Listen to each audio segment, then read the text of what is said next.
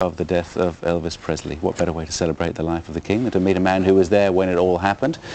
A legend, rock legend, PJ Proby. I'm going to call you Jim, if that's all right. That's fine, that's fine. Okay, how are you? I'm fine. All right. Yeah. You were there? You knew Elvis? Since I was 14, yeah. What? He went with my sister, Betty Moores, my half-sister. Really? And What? we all sang, me and he and Tommy Sands all sang at these hillbilly clubs in Houston, Texas, the Hitchin' Post. I mean, where did it come from, the spirit that he took, and just, you know, he's just become something so much, even bigger now than he was when he was alive? Well, I guess that was a combination of his talent and Parker's business. Yeah. Dealings. Elvis was a product, and Parker sold it. So you demoed for Elvis, didn't you? Yeah. Now, what does that mean? Well, after I got out of school, I went to Hollywood and to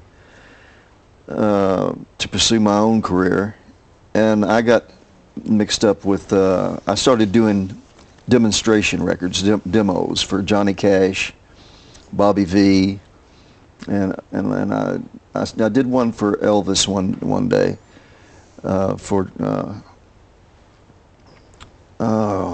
It goes, doesn't it? Yeah. The memory goes. Yeah, and the writers, Elvis's writers, did the music. Ruth Batchelor and Ben Wiseman started using me to do all their demos for Elvis for the musicals, and so for about 4 years I had a career doing. I suppose his great talent, Jim, his great talent, or one of the great things he did for music and for entertainment, was to take music of black origin and to make it acceptable in Dixie. We all did that. See, we were all Elvis. A lot of us we all loved the blues, and you couldn't get it on nationwide stations. They were just little deep south stations, and we listened to what we call race records then. And was that what they were called? That's amazing. They were called race records. Otis Spann and Sonny Boy Williamson. Oh yeah. Yeah, some great stuff. I love the blues. Yeah, and Elvis and I listened to them, and we sang them, and then when there was a opening for whites to be accepted singing like that, Elvis got in there just like that and then opened the door for everybody else. And the guy was sexy. Oh, wasn't yeah. He? What did he used to do to people when he was in their presence, especially girls?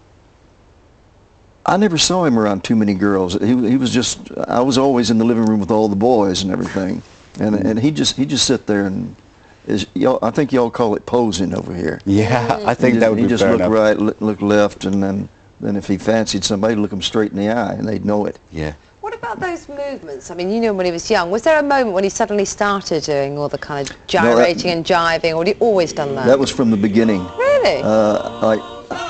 They said it. They're saying now it was from nerves, but I never knew it was from nerves. I just thought he'd learned it off the colored men. What's your favorite song of his? Mine is Suspicious Minds. I have to say, it's gospel-like for me. Well, my favorite songs of Elvis are all the gospel music, because we grew up in the Pentecostal Baptist church, and that's where we got everything from. You must have shocked the establishment. He shocked the establishment? And you. Oh yes, oh yeah. Well, that's not a bad thing, is it? Especially here in England, I shocked him. Okay. Gene Webster calls in, says, PJ Proby sang to me at the Wakefield Theatre Club. It was my birthday. He pulled me out of the audience and held my hand as he sang. I was many years ago now, but I will never forget it. That's it. That's great. That's from Gene Webster. Listen, thanks very much for coming in and talking. You're going to be singing a little bit later on? Sure am. Got enough air this morning? Sure do. Okay, looking forward to it. Jim, thanks very much. Thank you very much. Thanks.